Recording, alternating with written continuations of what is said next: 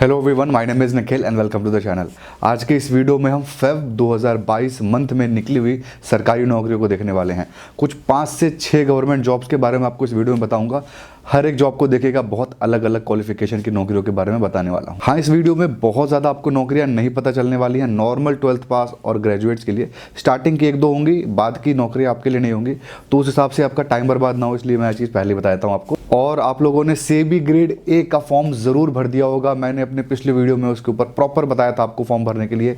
बहुत ही बेहतरीन फॉर्म था, one of the highest paying नौकरी थी इस कंट्री की। तो जो भी लोग फॉर्म भरे होंगे सेबी ग्रेड ए का और सीरियस होंगे उसको क्रैक करने के लिए, तो यहाँ पर मैं आपको एक कोर्स रिकमेंड करना चाहता हूँ जो कि थॉरोली हर एक चीज़ कवर करने वाला है। यहाँ पे पेपर 1 हो चाहे पेपर 2 हो, हर एक चीज़ करने वाला है। यहाँ पे आपको वीडियो क्लासेस मिलेंगी, आपको मॉक टेस्ट मिलेगा, पेपर 1 का भी पेपर 2 का भी। आपको सेक्शन वाइज मॉक टेस्ट मिलने वाला है, 10-10 आपको फुल लेंथ मॉक टेस्ट मिलने वाले हैं। आपको करंट अफेयर्स के नोट्स मिलने वाले हैं यहाँ पे, और स्पेशल जो टॉपिक्स हैं ना हमारे फाइनेंस के, इकोनॉमिक्स के, कॉस्टिंग अकाउंट के और आपके कंपनीज एक्ट के, वो सारे के सारे के नोट्स मिलेंगे आपको अच्छे से प्रॉपर।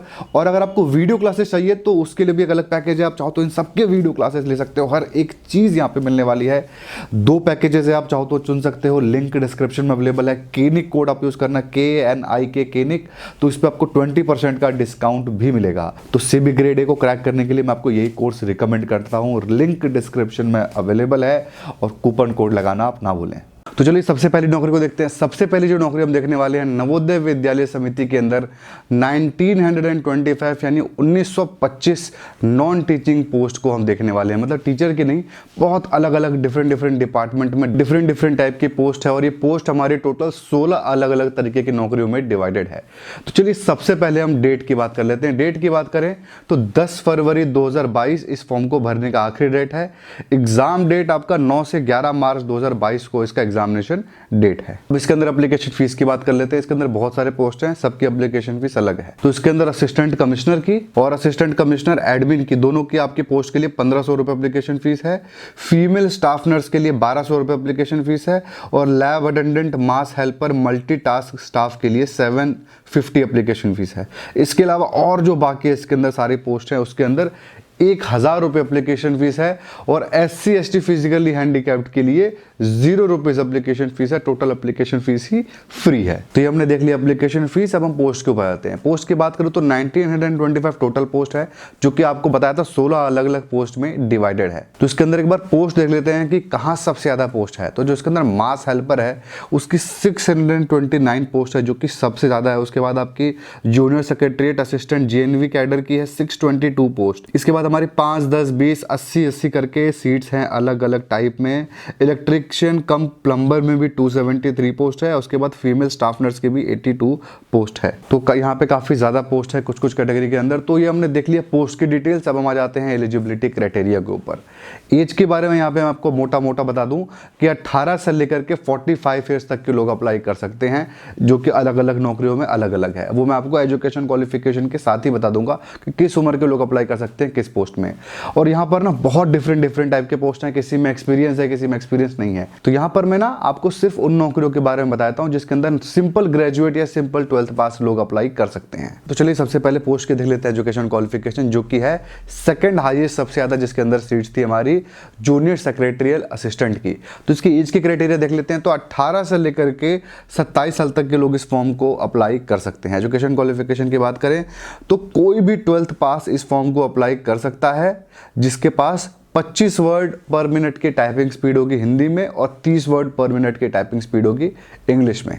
इसके अलावा और कोई रिक्वायरमेंट नहीं है। 12th आपने किस चीज़ से किया है कोई फर्क नहीं पड़ता। करेस्पॉन्डेंस से किया हो तो भी अप्लाई कर सकते हो, कितना भी परसेंटेज आए आप अप्लाई कर सकते हो। सिर्फ और सिर्फ यहाँ पर देखना क्या है आपको कि आपकी टाइपिंग स्पीड इतनी होनी चाहिए। ये कोई बहुत ज़्यादा टाइपिंग स्पीड भी वैसे नहीं है, ठीक है। इसके अलावा अगर आपकी टाइपिंग स्पीड नहीं है तो ऑफिस मैनेजमेंट में या फिर सेक्रेटरियल असिस्टेंट के अंदर अगर आपने कोई भी वोकेशनल कोर्स कर लिया है 6 महीने का, 3 महीने का, तो भी आप यहाँ पे अप्लाई कर सकते हो बिना किसी टाइपिंग स्पीड के टेस्ट के। तो ये जो सेक्रेटरियल असिस्टेंट के बारे में आपको बताया एजुकेशन क्वालिफिकेशन, ये आरओ कैडर और जीएनवी कैडर दोनों के लिए ये सेम क्वालिफिकेशन है, एज हो या फिर एजुकेशन क्वालिफिकेशन। तो दो पोस्ट का मैंने आपको बता दिया। और इस पोस्ट की मैं आपको सैलरी के बारे में बता दूं, चूंकि सबसे ज्यादा इसी को भरेंगे लोग, तो 25 से लेकर के 30,000 के बीच में आपकी यहाँ पे सैलरी होगी, डिपेंडिंग अपॉन कि आपकी पोस्टिंग कहां पर है। और जी यहाँ पे मैं एक चीज और क्लैरिफाई कर दूं कि आप इसके अंदर मल्टीपल पोस्ट के लिए भी अप्लाई कर सकते हो। मल्टीपल के अंदर ये नहीं है कि आप 16 के 16 में अप्लाई कर सकते हो, जिसकी एप्लीकेशन फीस अलग अलग है ना, यानी जिसकी 1500 है, 1200 है, 1000 है, एक एप्लीकेशन फीस वाला एक फॉर्म आप भर सकते हो। यानी आप असिस्टेंट कमिश्नर वाला एक फॉर्म भर सकते हो और इसको भी भर सकते हो। तो एप्लीकेशन फीस के हिसाब से यहाँ पे कैटेगरी डिवाइडेड है। तो जिस भी आप रेट का एप्लीकेशन फीस भरोगे उसी रेट के दूसरे पोस्ट के लिए आप अप्लाई नहीं कर सकते। 1000 रुपए वाला सिर्फ एक ही फॉर्म भर सकते हो, उसके बाद आपको 1200 या 1500 या फिर दूसरे रेट वाला फॉर्म भरना पड़ेगा। और अगर आप SC ST हो आपको फीस नहीं देना, लेकिन फिर भी जब आप अप्लाई कर रहे होगे तो आप 1200 1500 इसी के हिसाब से अप्लाई कर सकते हो। 3 अलग अलग पोस्ट के लिए आप 16 के 16 पोस्ट के लिए अप्लाई नहीं कर सकते। तो चलिए नेक्स्ट पोस्ट को देख लेते हैं, जो कि है मास हेल्पर की। सबसे ज्यादा पोस्ट इसी की थी। इसके अंदर कोई भी 10th पास स्टूडेंट अप्लाई कर सकता है जिसकी उम्र 18 से लेकर के 30 यानी 18 से लेकर के 30 साल के बीच में हो। और इसके अंदर सैलरी की बात करूं तो वही 18 से लेकर के 20,000 के बीच में, 22,000 के बीच में आपकी सैलरी होने वाली है। और जो इसके अंदर मल्टीटास्किंग स्टाफ वाला पोस्ट है उसके अंदर भी सेम क्राइटेरिया है, 18 से 30 और 10th पास। फर्क नहीं पड़ता परसेंटेज वगैरह किसी चीज का, करस्पॉन्डेंस से हो, किसी भी बोर्ड से हो, आप अप्लाई कर सकते हो। तब नेक्स्ट पोस्ट की बात कर लेते हैं, जो कि है कंप्यूटर ऑपरेटर की। इसमें कोई भी 18 से 30 साल का स्टूडेंट अप्लाई कर सकता है जिसके पास ग्रेजुएशन डिग्री हो और 1 साल का कंप्यूटर डिप्लोमा हो। और अगर आपके पास डिप्लोमा नहीं है लेकिन आपने ग्रेजुएशन BCA किया है या उसके बाद MC किया है या फिर बैचलर इन कंप्यूटर साइंस किया है तो भी आप अप्लाई कर सकते हो। तो चलिए नेक्स्ट पोस्ट पर आते हैं। नेक्स्ट पोस्ट है स्टेनोग्राफर। इसमें 18 से 27 साल तक के लोग अप्लाई कर सकते हैं और कोई भी 12th पास अप्लाई कर सकता है, जिसके अंदर शॉर्ट हैंड की स्पीड इंग्लिश के अंदर 80 वर्ड, यानी आपको लिखना पड़ेगा diction basically 80 word per minute होना चाहिए, और इंग्लिश टाइपिंग की स्पीड 40 वर्ड पर मिनट होना चाहिए। अगर आप इंग्लिश में लिखोगे तो इंग्लिश में आपको टाइप भी करना पड़ेगा, और अगर आप हिंदी लिखते हो तो 60 वर्ड पर मिनट की स्पीड होगी, और हिंदी ही टाइप उसके साथ करोगे तो 30 वर्ड पर मिनट की स्पीड आपकी होनी चाहिए। तो ये रिक्वायरमेंट जो फुलफिल करेगा वो स्टेनोग्राफर के लिए भी अप्लाई कर सकता है। अब हम नेक्स्ट पोस्ट पे आते हैं, जो कि है ऑडिट असिस्टेंट की। बहुत अच्छी नौकरी है, 18 से 30 साल तक के लोग अप्लाई कर सकते हैं और लेवल 6 की नौकरी है, यानी सैलरी आपको मिलने वाली है यहाँ पे 45,000 50,000 के आसपास, और कोई भी BCom पास इसको अप्लाई कर सकता है। परसेंटेज का कोई फर्क नहीं पड़ता, ऑनर्स की भी रिक्वायरमेंट नहीं है, BCom पास कोर्स भी आपने किया है तो आप यहाँ पे अप्लाई कर सकते हो। अब हम नेक्स्ट पोस्ट पर जाते हैं, जो कि है नर्सिंग स्टाफ की।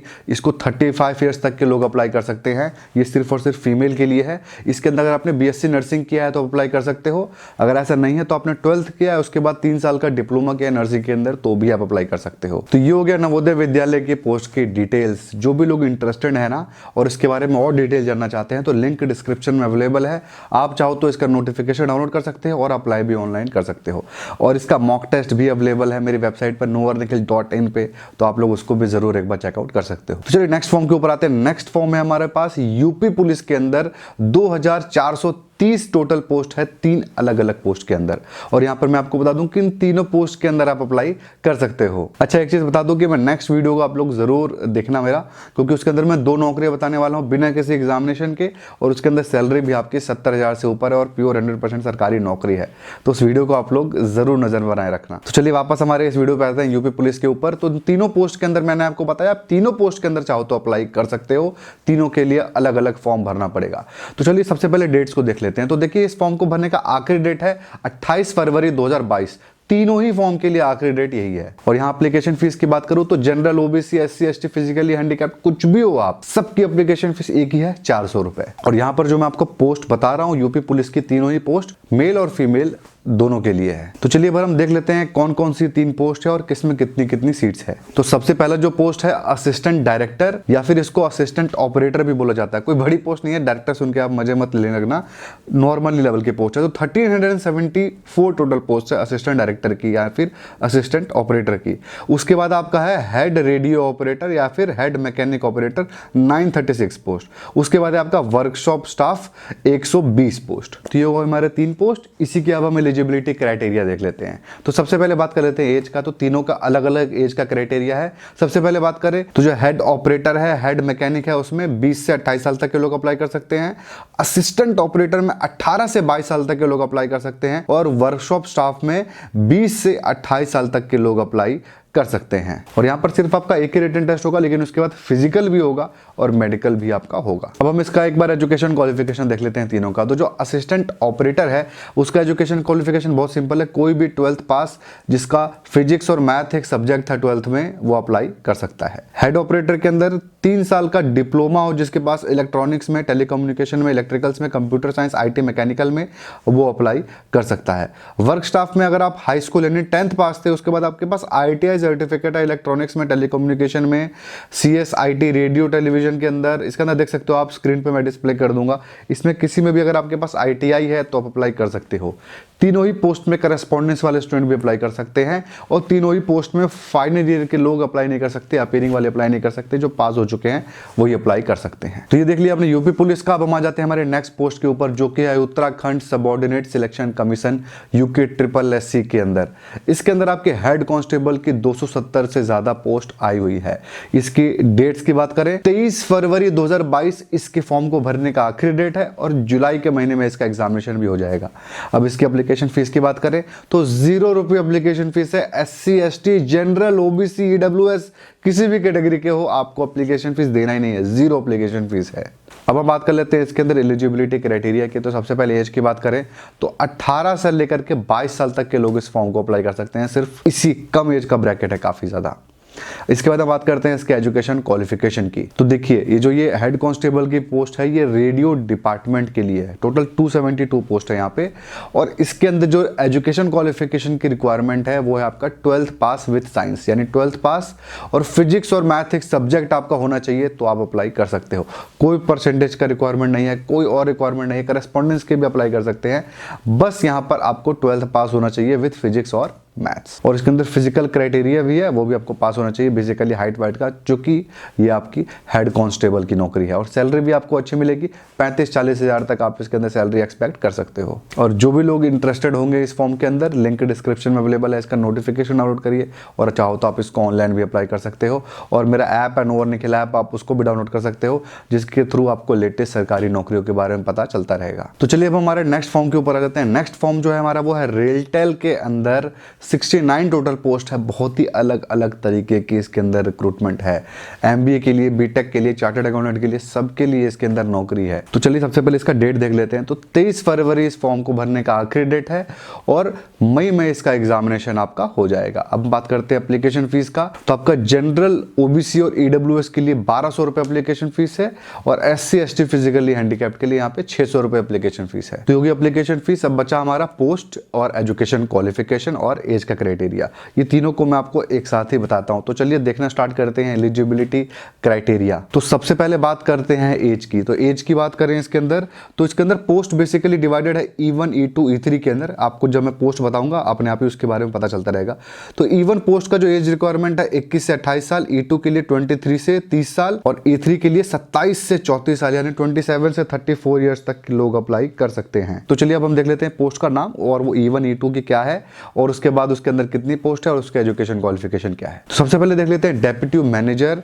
ये आपका टेक्निकल पोस्ट है, E1 पोस्ट है 24 इसके अंदर आपके सीट है। इसके अंदर आपको BTech या फिर BSc या फिर BE होना चाहिए इलेक्ट्रॉनिक्स के अंदर, टेलीकम्युनिकेशन के अंदर, कंप्यूटर साइंस के अंदर, IT इलेक्ट्रिकल्स के अंदर। और आपके पास अगर इनमें से कुछ भी नहीं है, BTech BSc नहीं है, लेकिन आपने MSc किया है इलेक्ट्रॉनिक्स के अंदर या फिर आपने MCA कर लिया है तो भी आप अप्लाई कर सकते हो। अब नेक्स्ट पोस्ट देखते हैं डेप्यूटी मैनेजर। E1 है, एक पोस्ट है, BTech अप्लाई कर सकते हैं इसके अंदर इलेक्ट्रिकल वाले। डेप्यूटी मैनेजर सिविल के अंदर सिविल अप्लाई कर सकते हैं, एक पोस्ट है, E1 है, सारे के सारे E1 ही है सारे, मैं बताऊंगा E2 होगा। तो डेप्यूटी मैनेजर मार्केटिंग के अंदर 6 पोस्ट है और इसके अंदर कोई भी MBA या फिर PG डिप्लोमा अप्लाई कर सकता है, जिसका ये MBA और या फिर PG डिप्लोमा मार्केटिंग में हो। मार्केटिंग मतलब मेजर सब्जेक्ट होना चाहिए।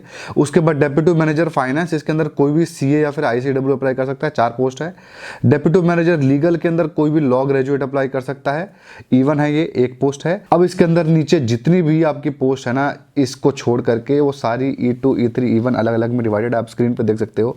और इन सबके अंदर जो एजुकेशन क्वालिफिकेशन है वो सबके अंदर BTech ही है। इसके अंदर सारे के सारे नीचे पोस्ट है उसके अंदर BTech ही अप्लाई कर सकते हैं।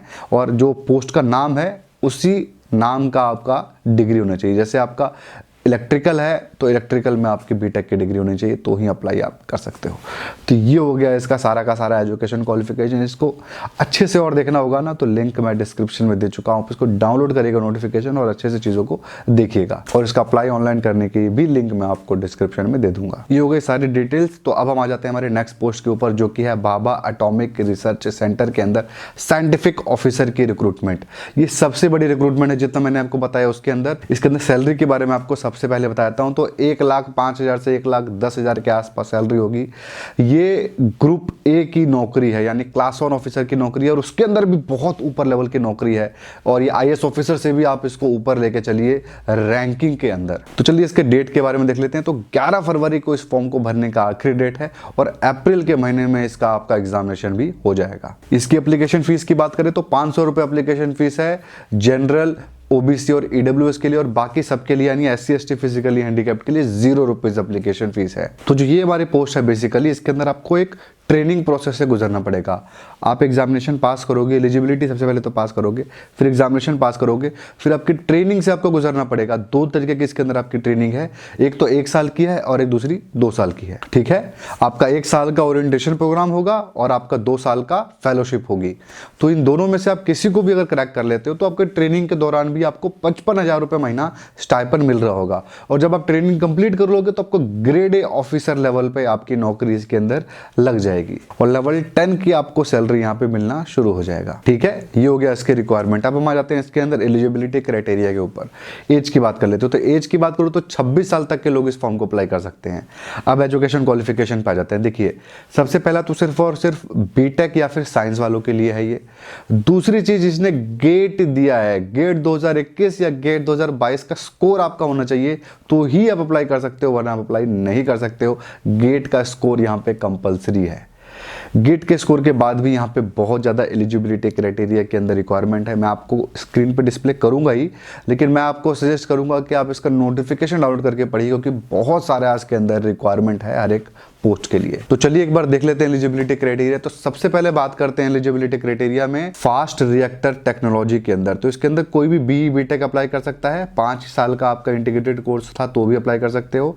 किसके अंदर? मैकेनिकल के अंदर या फिर केमिकल इंजीनियरिंग के अंदर आपका था तो आप अप्लाई कर सकते हो उस पोस्ट के लिए। 60% मार्क्स आपका कंपलसरी है, और फाइनल ईयर के लोग अप्लाई नहीं कर सकते।